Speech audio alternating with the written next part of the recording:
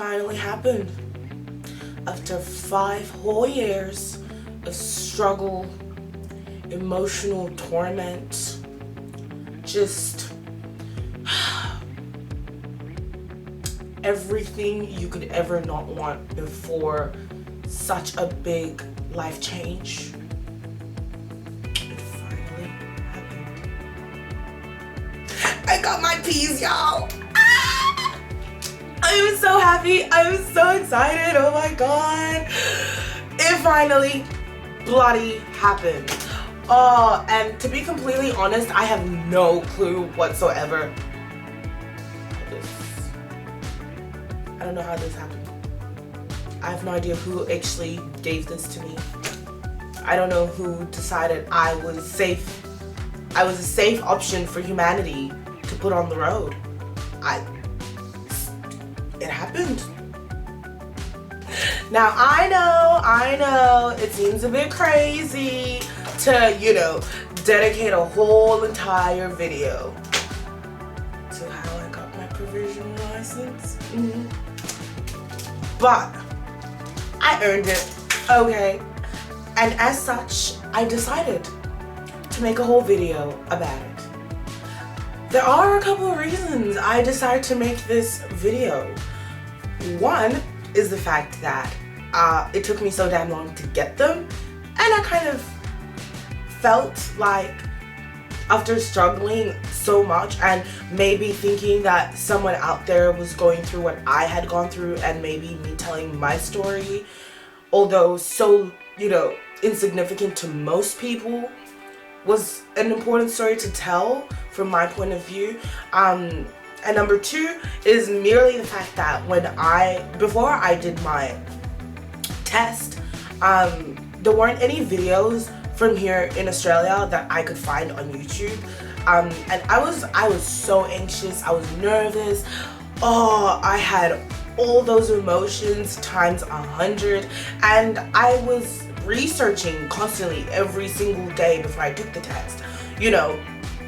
What I needed, how I could, possibly be prepared for such a moment in my life, and how, what I could do to improve, and just all the things you'd want to know about a test. I couldn't find any helpful information here in Australia about it. And of course you could find American videos, but different rules, different environment, it doesn't really count, for here. So I promised myself that if I got my provisional license, I would make a whole damn video about it. So we're making a video. I had my learner license for 5 years, like I said, and it was partially out of choice, but mostly because of fear of actually going for my provisional license test.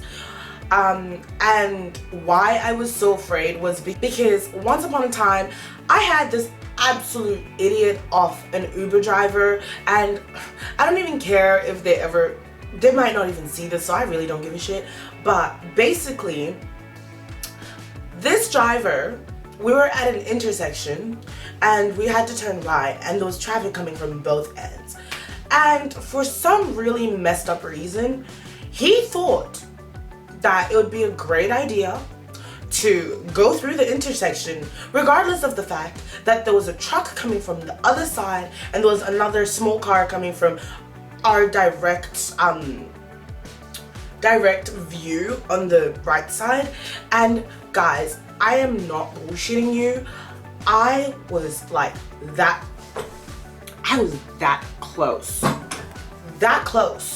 to getting hit by a car. The car that was on this right side of us was directly facing my side of the car, so I was in the back seat, and I swear I saw my entire life flash before my eyes, and I just decided I don't know, it was a very, I guess, traumatic experience for me. We did not get hit, so I guess that's the good part about the story. But it kind of made me very wary to drive with other people on the road that I had absolutely no idea who they are. And I don't know, it's a lot of trust driving a whole damn vehicle with a whole bunch of human beings you've never met in your life before. That's like a whole lot of trust. And at that point, I didn't trust anyone with my life. So I decided, hell no. I did not want to take the next step, I guess. Fast forward some more. Realized that, well, I actually didn't have a choice. I kind of had to take the provisionals because my license was expiring literally within a month. And yeah, didn't have a choice. It's either I do my provisional license test or restart my L's. And I was so not gonna start my L's all over again. I failed that test twice, guys, so I was not keen to redo it the third. And I mean, I wouldn't have failed the third time because I'd been driving for 5 years, so it'd be easy. But just the idea of, you know, now having to take my PEACE test by force was absolutely freaking me out. Oh my god, I had anxiety. It was a no for me. I did not want to take it. I did not even want to have to go through it. But like I said, having to have absolutely no choice about it, I had to practice every single day. Even though I had been driving for a while, I was really, I guess, not confident. I wasn't confident with switching lanes. I wasn't confident with, you know, when you have to like check your head and like do the head check in your blind spots. I was not comfortable with that at all. The idea of having to take my eyes off the front of the road for a certain period of time just freaked me out. Even though the head check is technically, you know, instantaneous. It's quick. I just could not. I couldn't get myself to mentally, I guess, prepare for such a thing. My PEACE test day. I'd been practicing for the last couple weeks with my mom, who was my instructor for the whole 5 years. I did take one actual lesson with a qualified instructor and it went well. It was good. I would urge you guys to actually do a couple of them with an instructor, just so that way you get to find out what you're really good at and what you're not so good at, and they can give you professional advice, considering that they will know most of the test routes and, you know, they'll be able to give you more of an insight. So I did one with an instructor and it went very well. I was very good with maneuvering the car. I was very good with most of the things, but my weak point was I wasn't very observant, of which that was the thing that I had to learn the most. And that is pretty much the biggest part of the provisional license test, is how observant you are and how able you are to actually check all your blind spots, and still keep control of the car, and make sure that you don't hit or kill anyone. So I had to practice that, obviously, before doing my my test. Testing day, okay, was not looking forward to it whatsoever. Did not want to freaking take the test. And then went into the RTA, sat down rather anxiously, and waited for my name to be called.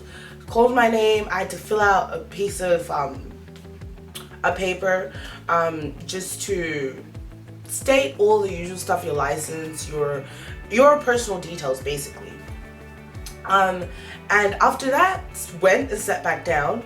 There was a girl who went in before me, who actually had just completed her test. She came out, she was anxious as hell as well, and she ended up getting her license. And I was just sitting there, I swear, I was like, holy shit, please let that be me. Please let me be this girl when I finish my test. I am not trying to go home with a fail. I know a lot of people who had or who have failed the test a number of times, and honestly, after my experience, I do have to say, if you fail the test, do not be disheartened. Do not feel like, oh shit, I failed, I don't ever want to do this test again, or oh, like, don't be so hard on yourself. Just take it, I guess, as instruction for your next trial of the test. You can retake the test, I think it's in 7 days, and just really look at what the instructor tells you, where you went wrong,